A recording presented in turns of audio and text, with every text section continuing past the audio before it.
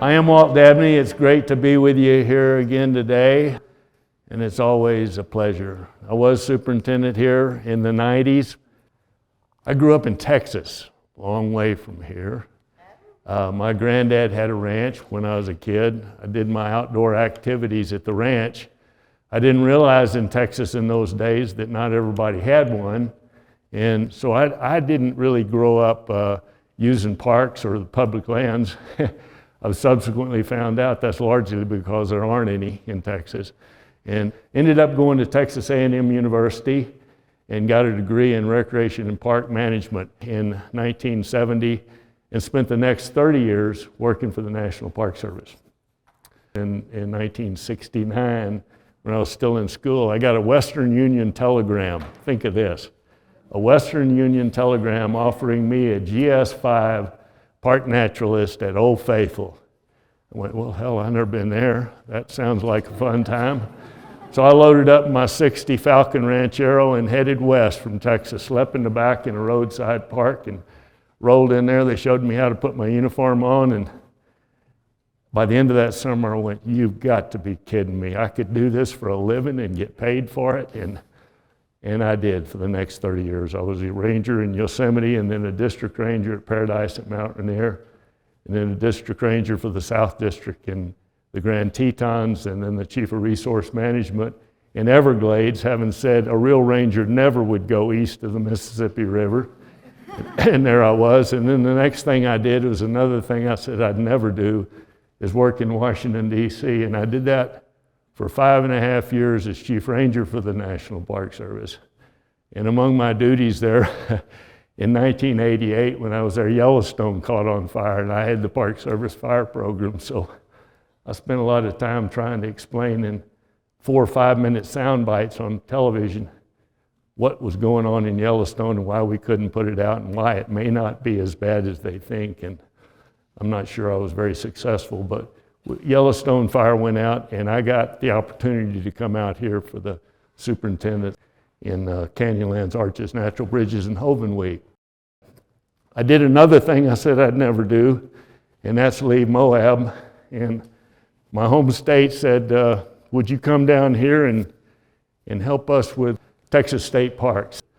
So I did that for 11.5 years and then retired in Austin, Texas. I'm originally from there, as I said, and pretty quickly realized the ranch is gone. It is no more. Except for the state parks, this state that is the second most populous in the nation and the second biggest geographically in the nation has very limited public land available for recreation. So we wanted to come back west, and we wanted to come back to Moab. So we did that about 9 years ago. And so I'm going to tell that story a little bit, and I'm going to tell you that the reason I'm doing this talk today, and the reason we're filming it today, and the reason that I feel so passionate about it, I'm on the road sort of like a traveling preacher, is that when I got back out here, I hear people saying, man, these lands are locked up, or the Constitution does not say that the federal government can own land. At statehood, we were promised to get our land back. And I'm sitting there thinking, man, I've only done this 43 years, but I didn't know any of that kind of stuff. I think I'm going to start looking into it.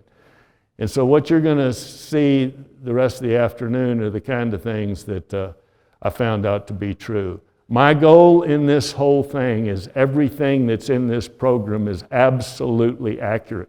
And in 7 years of doing it, I've never had anybody share with me, which I invite you to do because I want to get it right, share with me that anything was inaccurate or wrong, either factually or historically. I want it to be absolutely right on. The only thing in here to me that is political, and I don't go into any of the issues with my spin on it, the only thing I see in here that is political is I am absolutely rabid about the fact that it would be unconscionable that we transfer these lands out of federal ownership, which means that we all own them. So let's get along with this, going into your public lands. And when I say the federal lands or public lands, that just means that you and I are both landowners, and these are ours.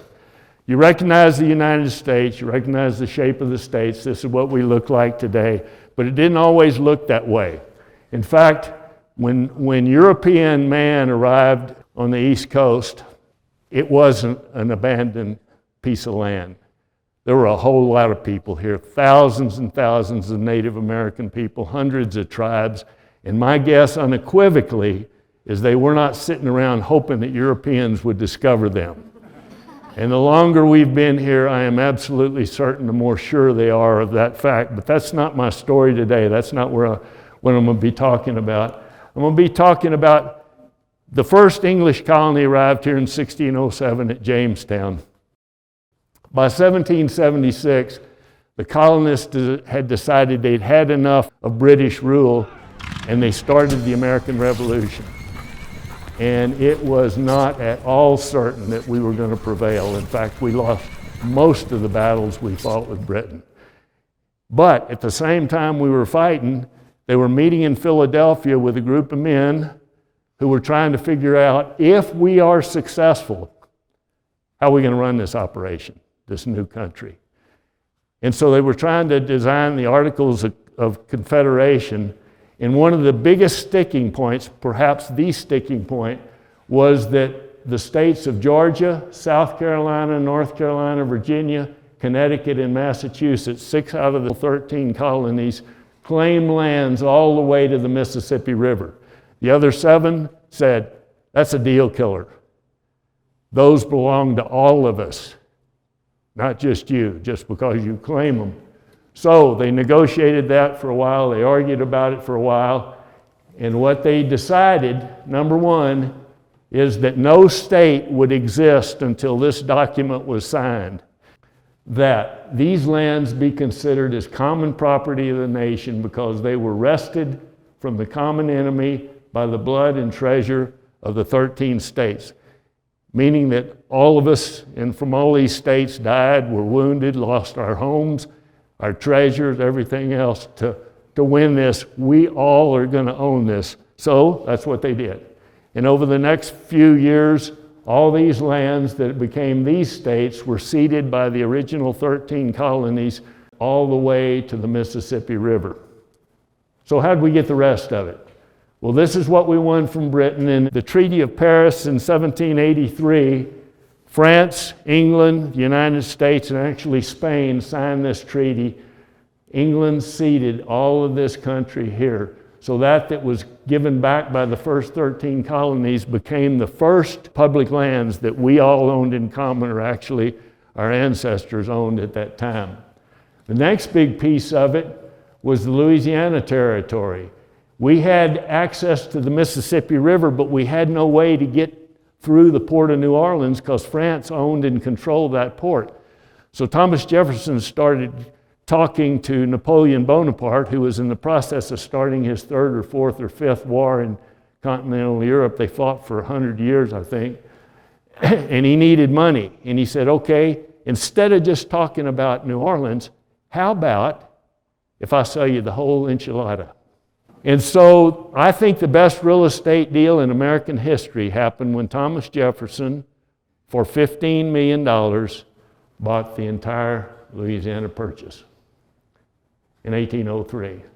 The next one, we fought the War of 1812. We nearly got beat there again. We finally just quit fighting.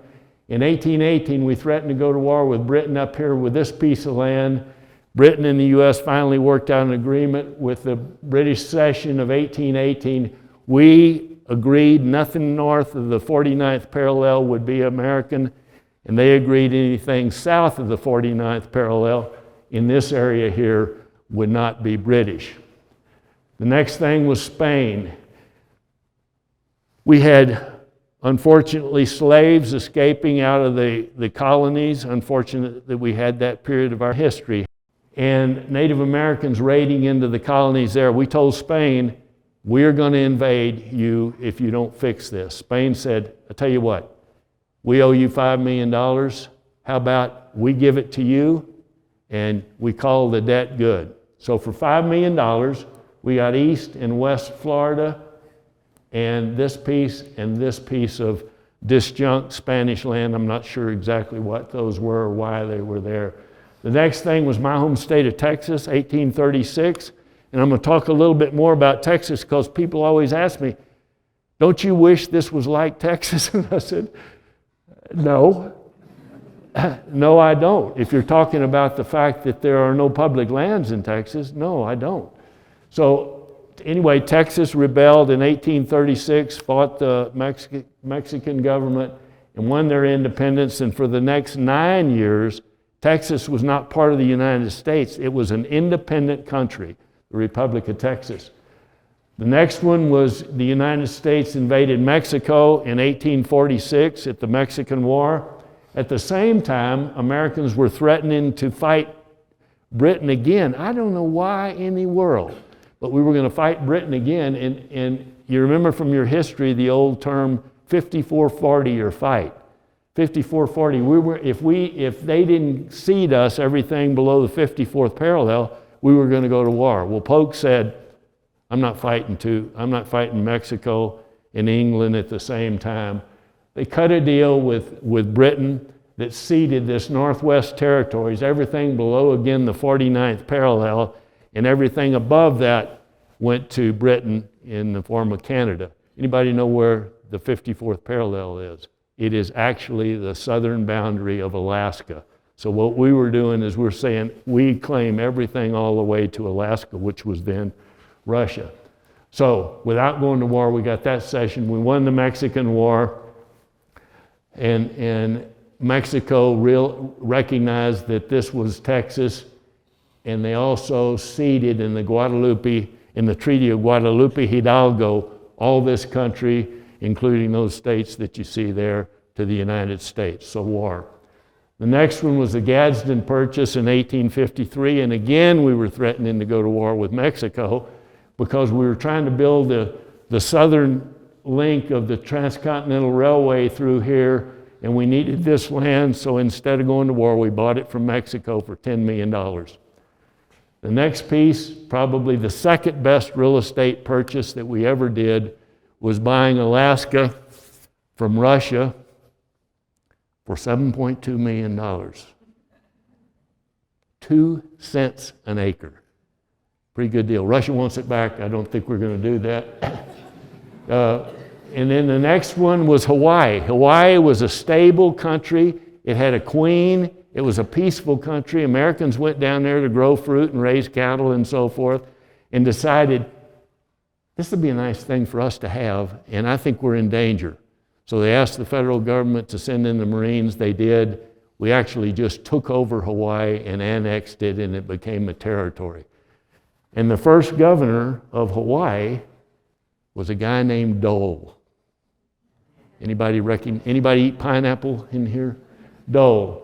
The next was in the Spanish-American War when we got the island of Puerto Rico in winning the Spanish-American War. And the last piece of land was the American Virgin Islands, which we bought from Denmark in 1917, just as we went into World War I. So, war, treaty, purchase, that's how we got all of these lands which we owned in common. Remember that I was saying that we got this in 1848 at the Treaty of Guadalupe Hidalgo. One of the things people talk about is we want our lands back. What was this country when the Mormon pioneers came into the Salt Lake Valley? It was Mexico. I guess we were immigrants into Mexico at the time. Kind of interesting thought. Anyway, property clause. I was told that the Constitution does not in any way suggest that the federal government could own land. Simply not true. The property clause of the Constitution, Article 4, Section 3 says, the Congress shall have the power to dispose of and to make all needful rules and regulations respecting the territory or other property belonging to the United States. And nothing in this Constitution shall be construed as to prejudice any claims of the United States. We can own property and we can own territory in common. The government did, and in fact they did after that war. So how did those lands that I just showed you we got all together, how did we start getting those into private hands? There are a lot of reasons. First of all, we had no money when we won our independence, so we paid our soldiers in land.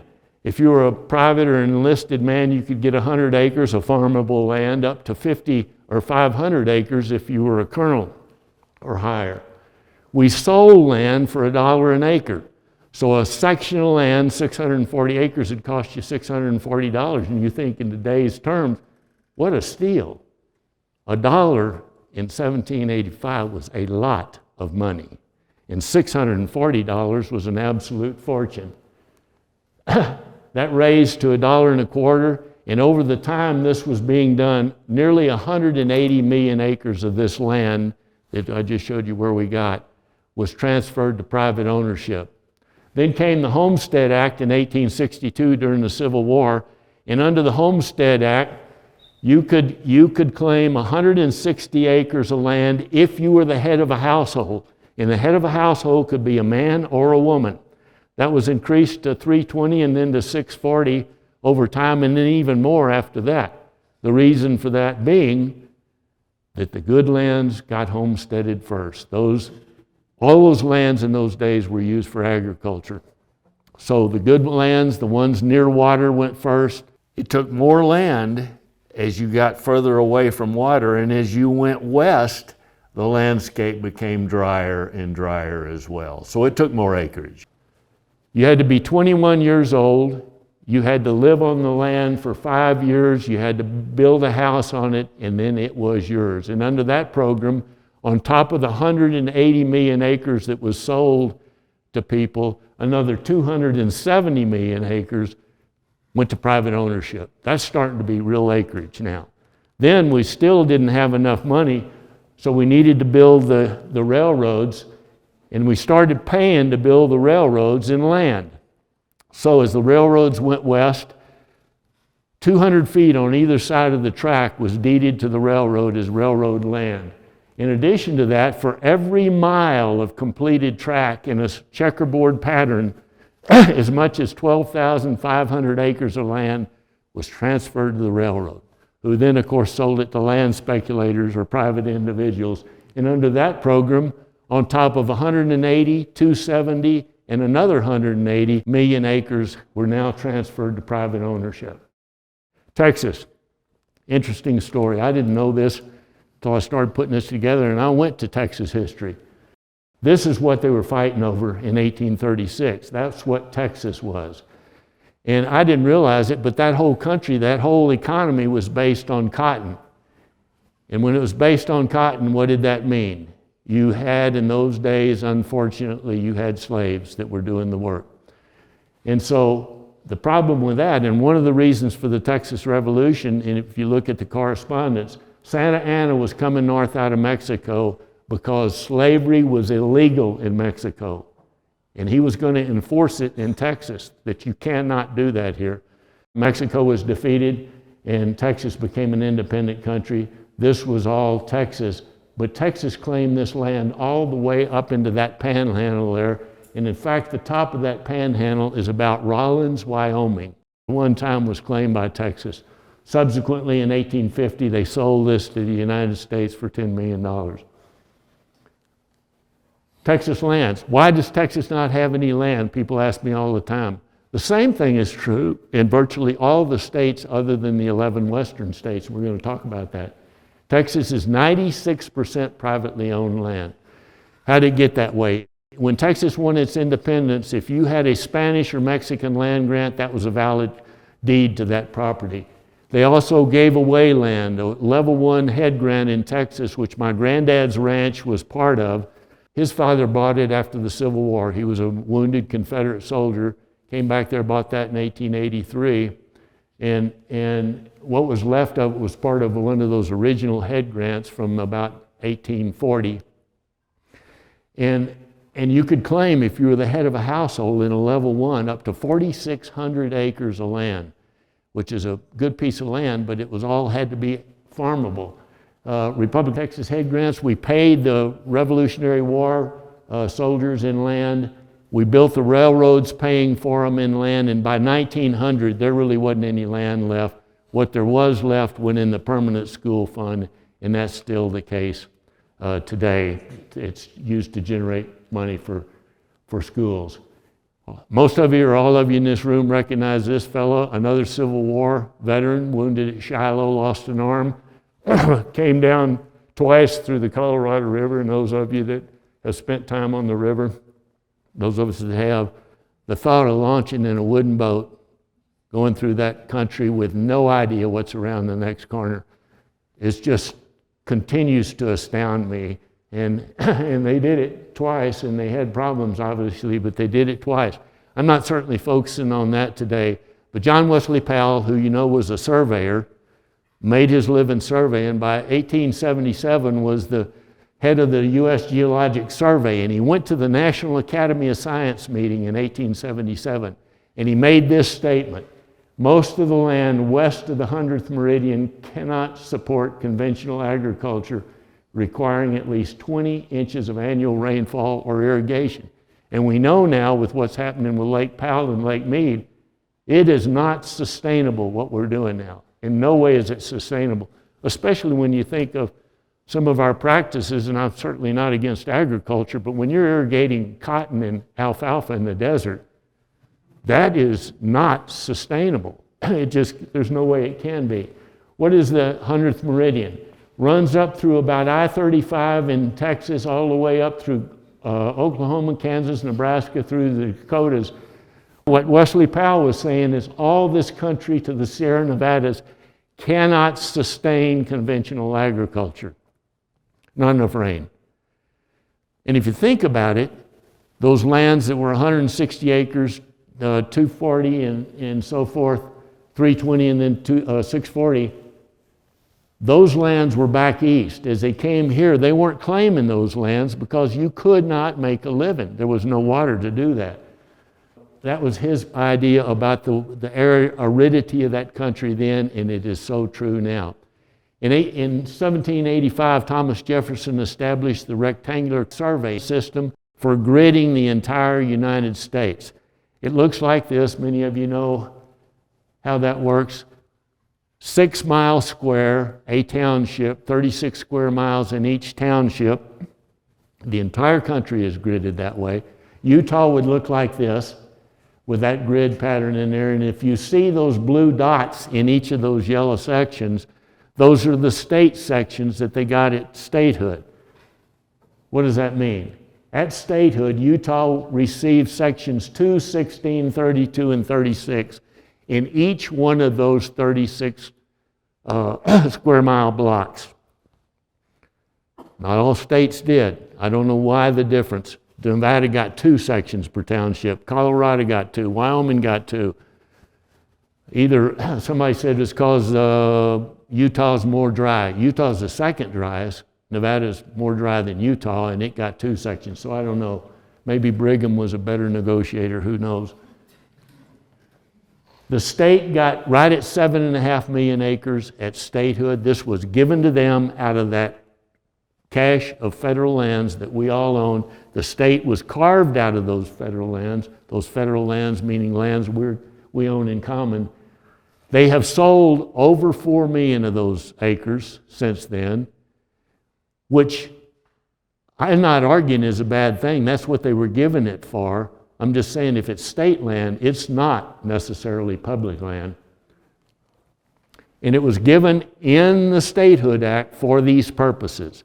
However you want to use it, it's used to do these things: public schools, universities, reservoirs, hospitals, and so forth.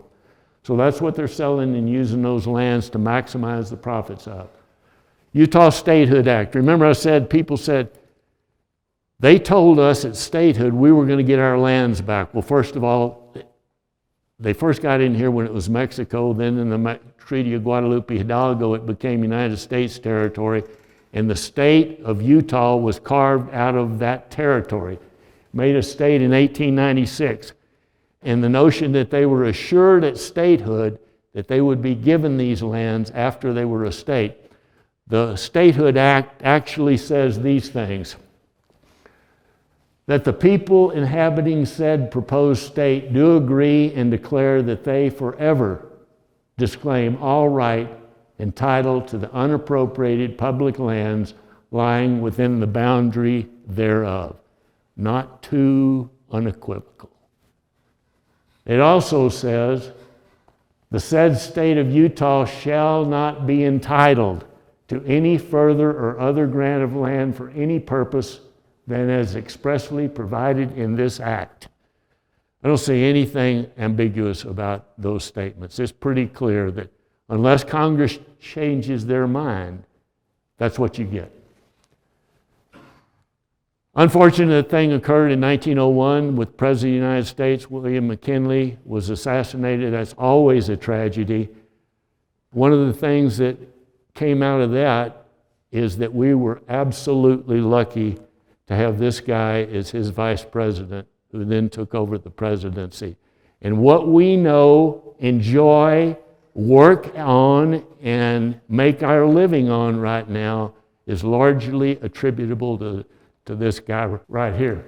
One of his philosophies is this: it's not what we have that'll make us a great nation, it's what we do with it that'll make us a great nation. Absolutely true.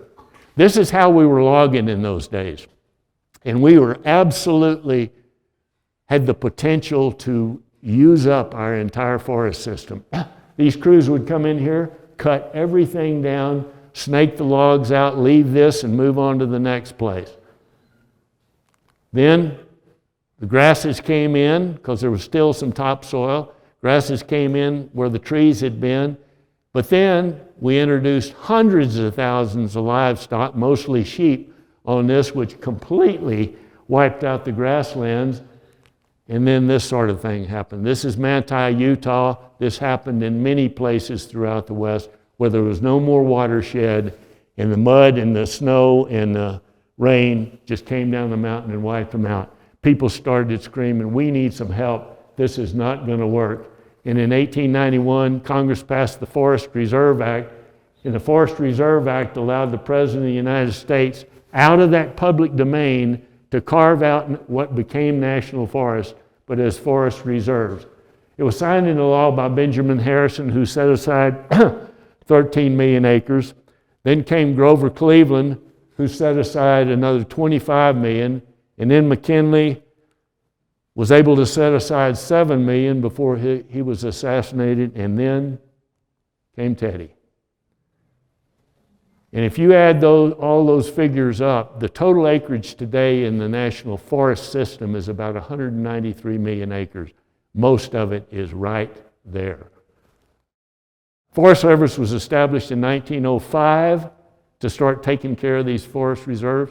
The first chief of the Forest Service was a guy named Gifford Pinchot. You want to read a good book, read The Big Burn. If you haven't read it, I seriously encourage you to do that. It tells the story of Pinchot. It tells the story of Pinchot and his relationship with Roosevelt, which is really fascinating. Pinchot's dad had made his money doing that logging picture at first. He'd clear cut. He was a robber baron. He was a timber baron. Gifford thought he was going to do that. His dad said, no, you're not. You're going to fix what I trashed. And sent him to France and Germany to silviculture school, forestry school.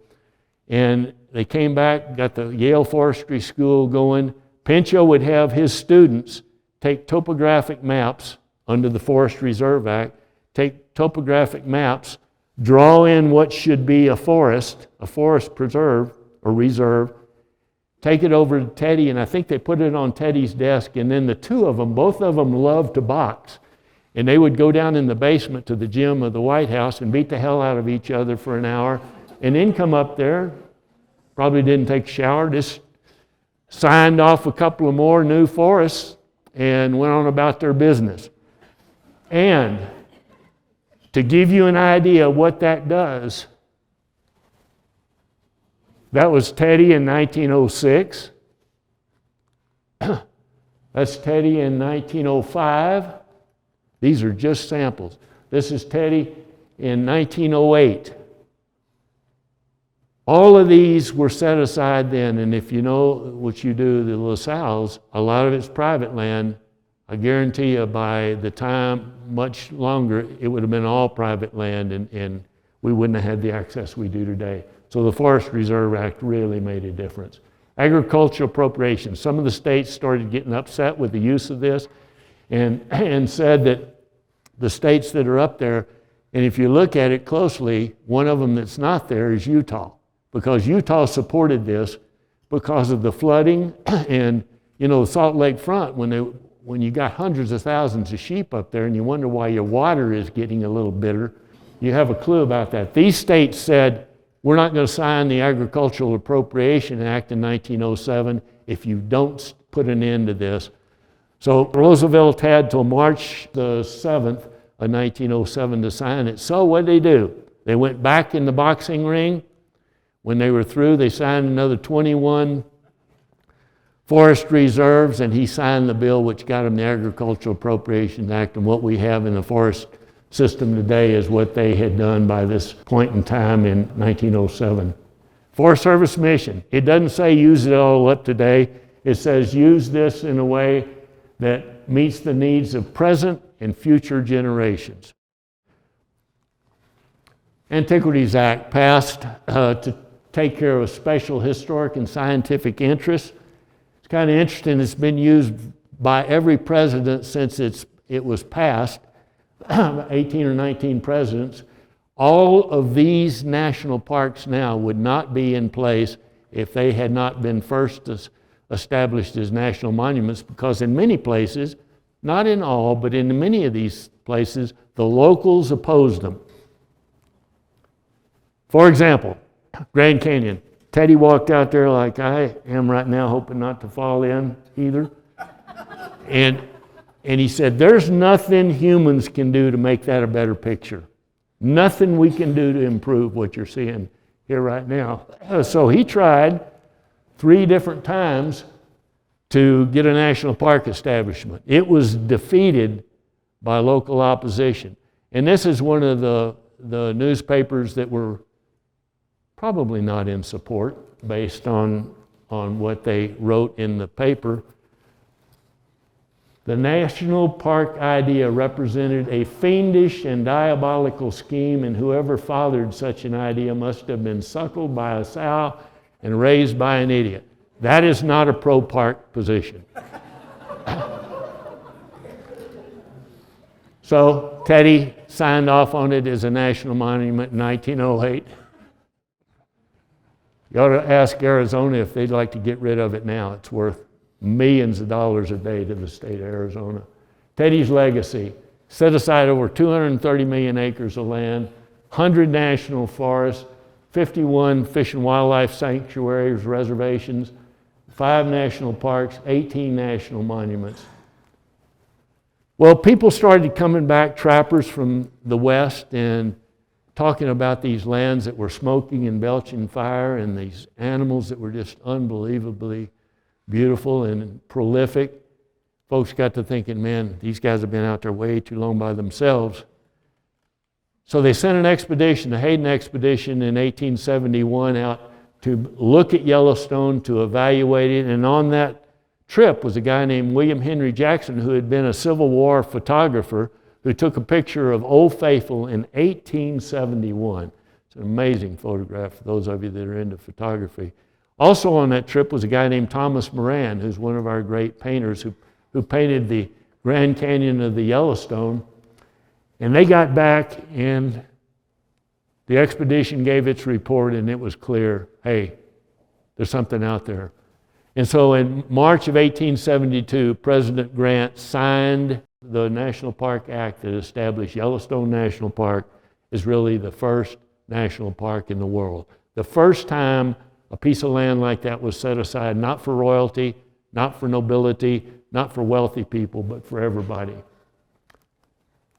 Yellowstone, again, opposed by locals. It said, this is going to be the end of Bozeman, Montana. Have you tried to find a parking place in Bozeman, Montana? You can't do it. They said the same thing about Grand Tetons, that Jackson, Wyoming, when it was set aside as a monument, Grand Tetons, Jackson, Wyoming will become a ghost town. Have you been to the ghost town of Jackson? That wasn't very good forecasting. The argument was nobody will ever get there, and I think it's 4.5 to 5 million get there every year now, which is worth huge amounts of money to that part of the world.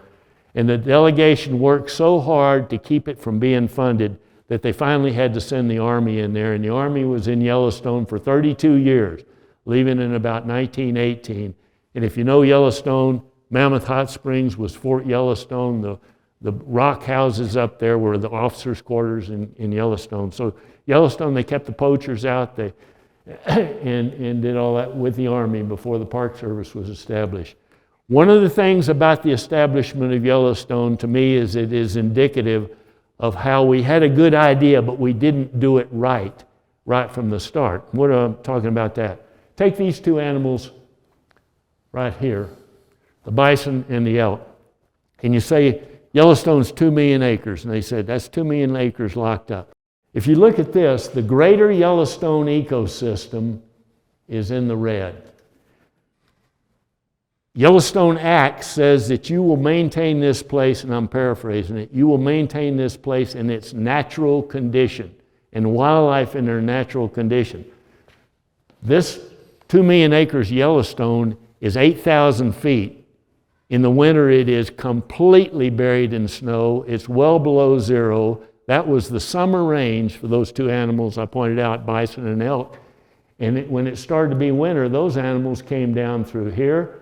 These are 6 national forests now in the green. Came down through here, and if you've been to Jackson Hole and you look at the National Elk Refuge there, and that big fence that goes across, that's not fencing those animals in. That's fencing them out of downtown Jackson, Wyoming, where they used to migrate through in the winter.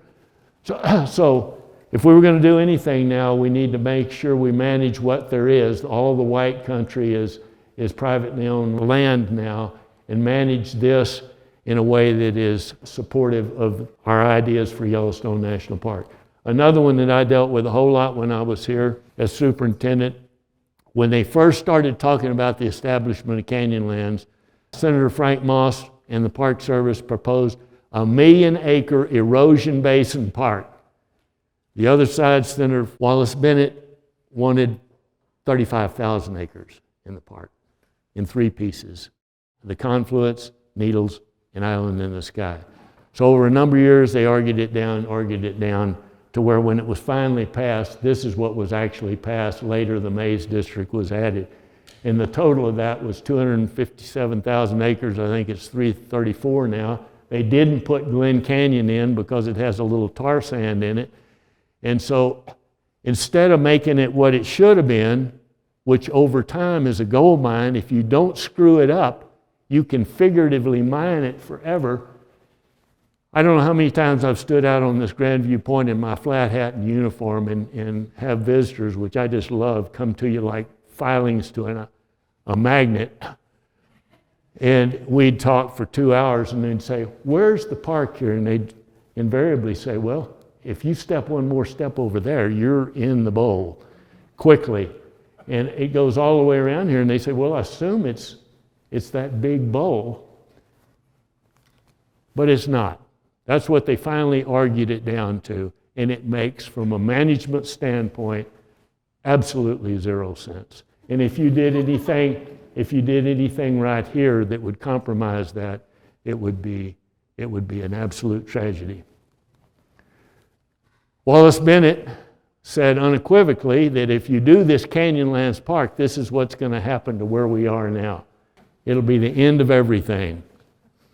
All commercial use and business activity would be forever banned, and nearly all of southern Utah's growth would be forever stunted. Well, the reality is that outdoor recreation in Utah is worth about $6.1 billion a year in economic output. That's goods and services associated with this. In the United States, it's $862 billion, and in Utah, that's about 67,000 jobs that are affected with it. And these aren't my figures. These are from the U.S. Department of Commerce, Bureau of Economic Analysis in 2022. All these things you can check yourself. Park Service was established because by 1916, the Department of Agriculture and the Army were running different units of the National Park Service. They decided to combine them under one agency. a little different mandate in that you're going to provide for the use and enjoyment today of those areas in a way that leaves them unimpaired for the future. And in that park system, I think we now have about 500 units in the national park system. The best of our prehistoric and historic resources, the places that make us who we are as Americans, and those special natural places, whether it's Yosemite or Yellowstone or the Grand Canyon or the Redwoods, which I think are unique in the world and that we hold in trust, in essence, for the world. BLM, established in 1946, took the General Land Office and the Grazing Service and combined them.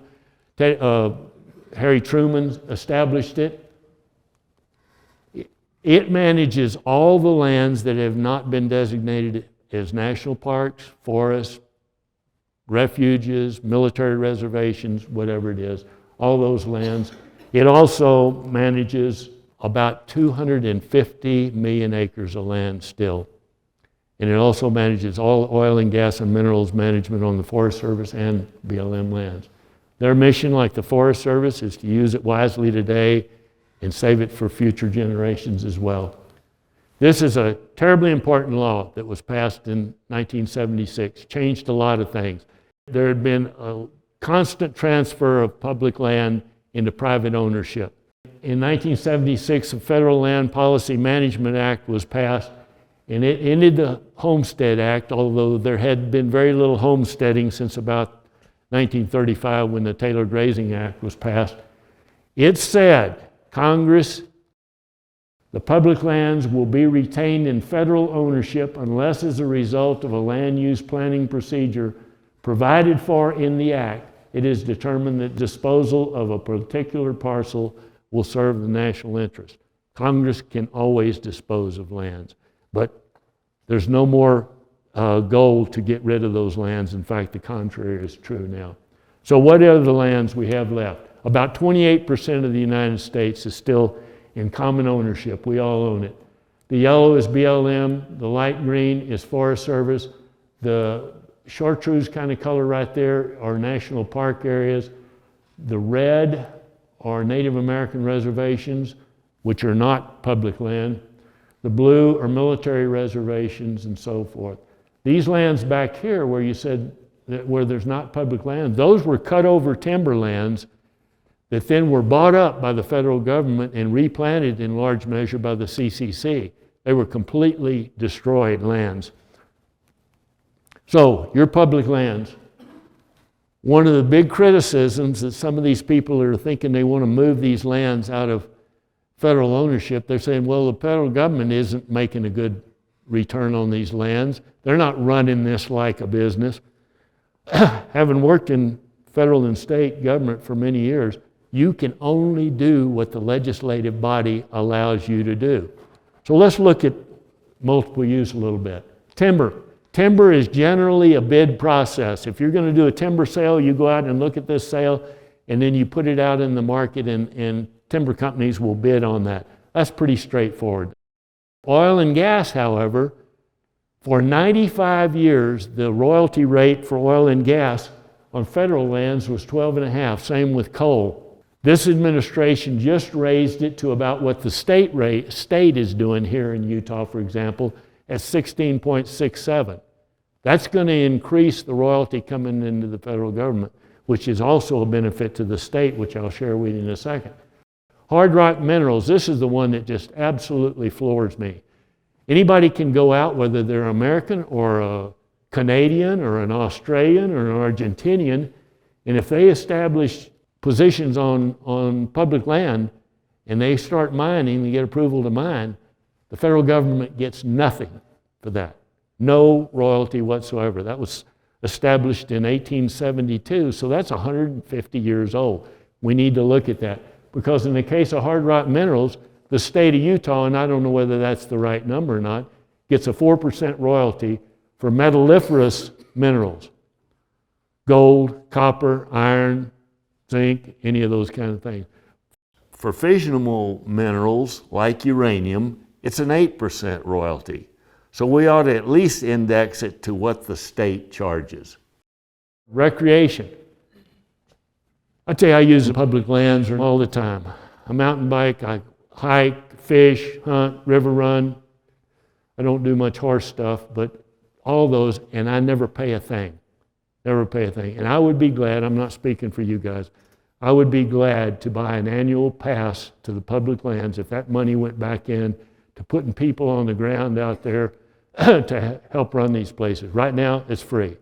Like, other than in a developed campground, it's free. And you say, well, I pay my taxes. So do the people in New York who will never, ever be here to use them in many cases.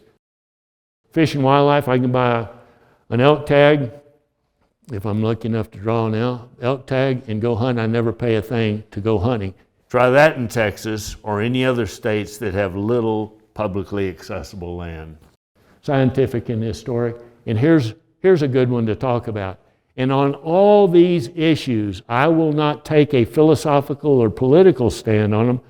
I just want you to know the information. But in the case of grazing, for example, and all these are from the USDA, Department of Agriculture, if you're going to put your stock on private land, non-irrigated pasture land, the average cost to you to put an AUM or an animal unit month, which is a cow, calf, a horse, 5 sheep, or 5 goats, as an example, it would cost you in Utah $16.50. If you're talking about the state costs and go down to Utah, if it's a single section of land, it's going to cost $5.82 an AUM. If it's a blocked up piece, like we're traded out of Canyonlands or something, it's $10.05. The federal rate, $1.35. Not arguing whether we ought to graze on public lands or not, but I'll just tell you, it would seem reasonable to me if we're talking about a piece of federal land and a piece of state land right next to each other, you ought to at least index it to what the state is charging in each individual state, and that would be fair. It'd be hard to argue, in my opinion. But that's grazing. Well, of all these receipts that come into the federal government, generally speaking, the state, in this case of Utah, gets half of those receipts. Half of the grazing receipts, half of the oil and gas royalty receipts. They would get half of the minerals or hard rock minerals receipts. They would get half of anything else that was raised in price. So in 2018, Utah got nearly $74.5 million of revenue sharing. In addition, PILT is a formula of acreage, federal acreage in a county and the population, and the federal government pays in lieu of taxes that amount of money. So in total, Utah got $115 million in 2018 from the federal government for these lands in Utah.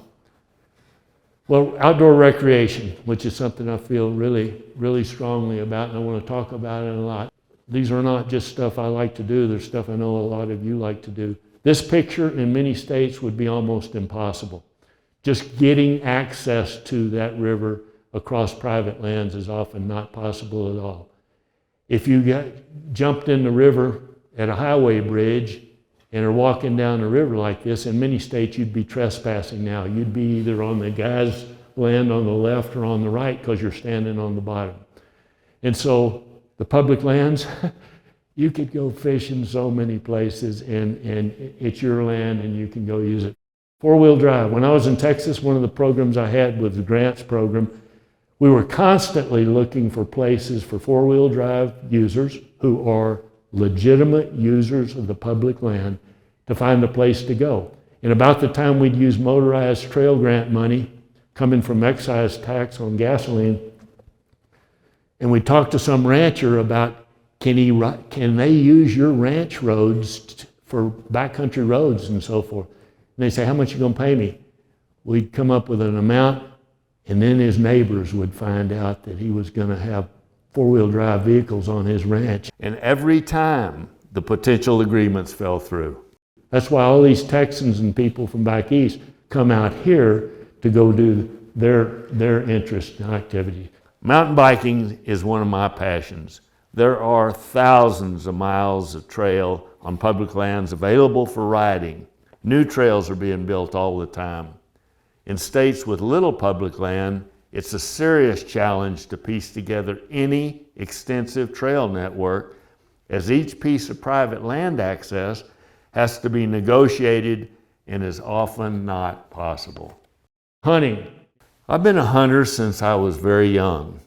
To be able to hunt on private land in states with little public land is expensive.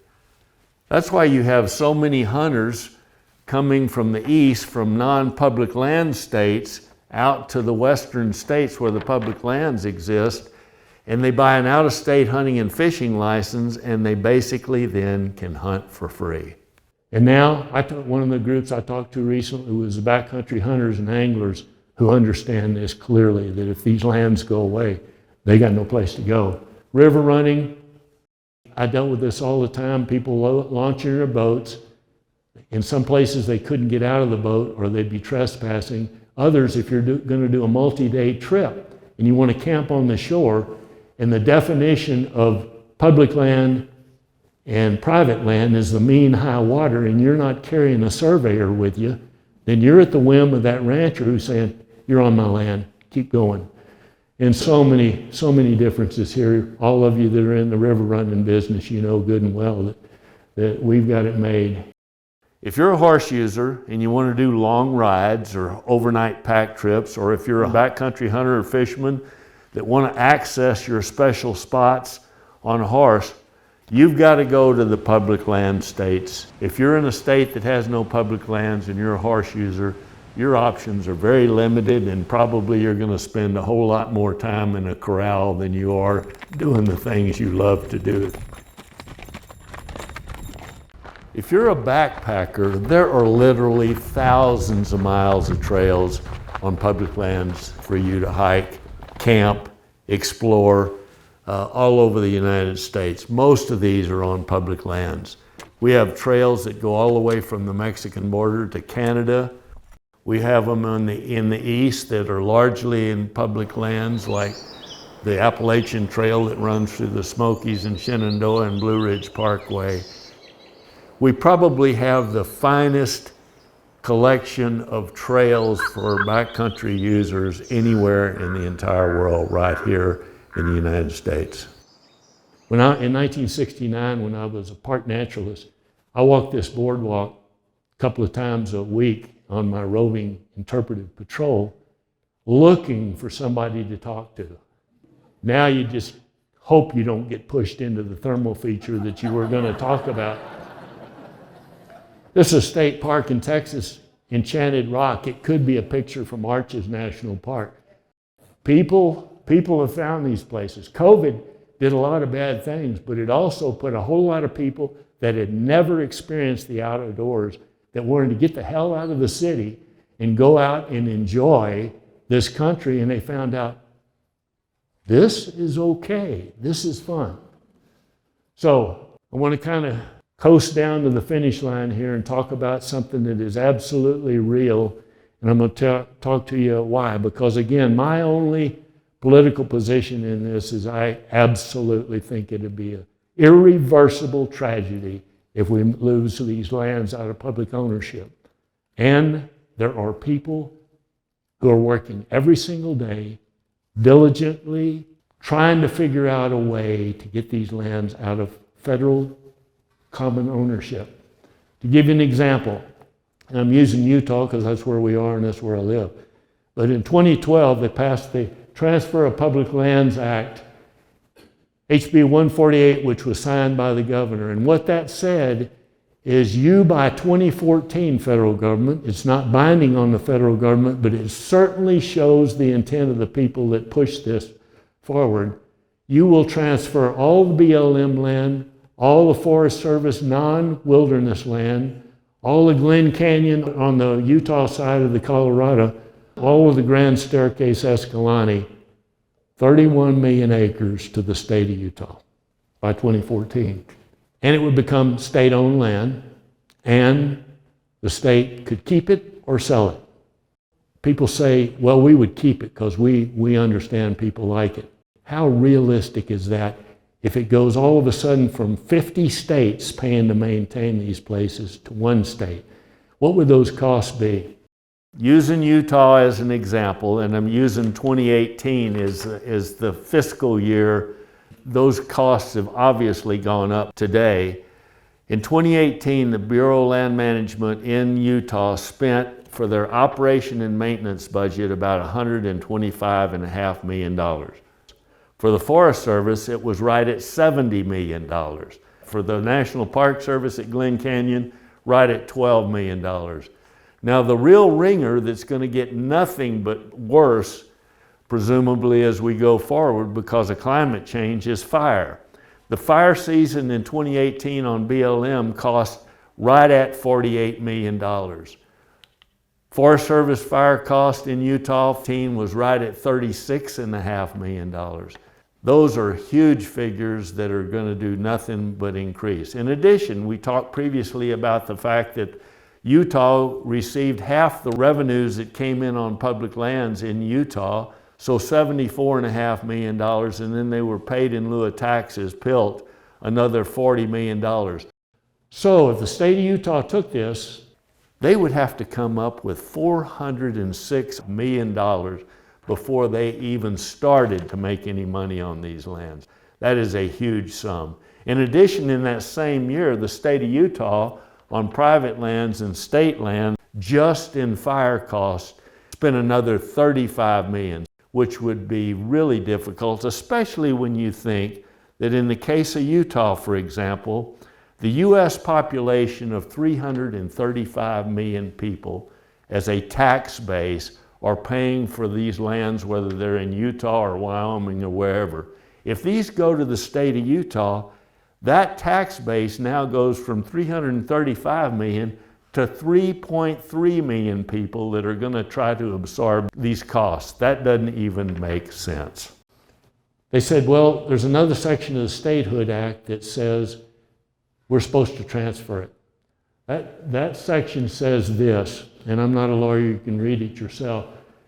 5% of the proceeds of the sales of public lands lying within said state, which shall be sold by the United States subsequent, after that land became a state, subsequent to the admission of said state into the Union, shall be paid to the state to be used as permanent fund, the interest of which only shall be expended for the support of the common schools within the state. The same wording is in Wyoming, Colorado, I think it's in Iowa that I've read, and probably many others. What it's saying is if we sell any more federal land in Utah, after the cost of sales, out of the net proceeds, will get 5%, federal government gets the other 95%, but the lands then are gone, never to be gotten back.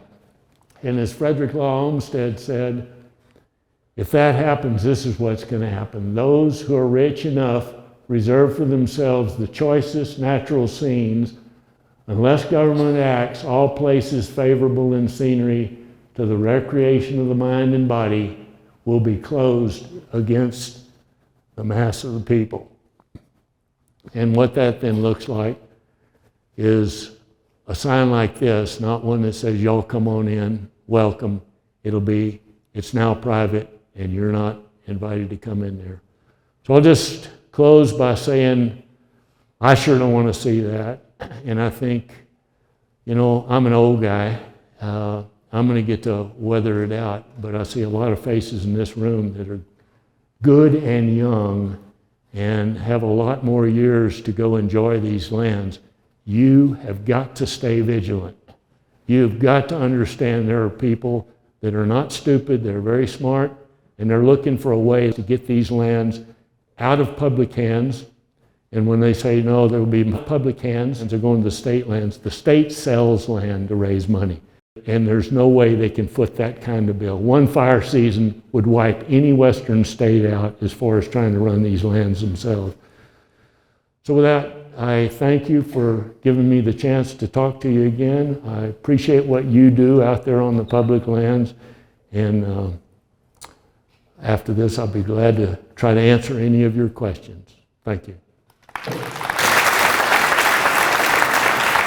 thank you all very much. I appreciate it. best to you. Stay standing. Thank you.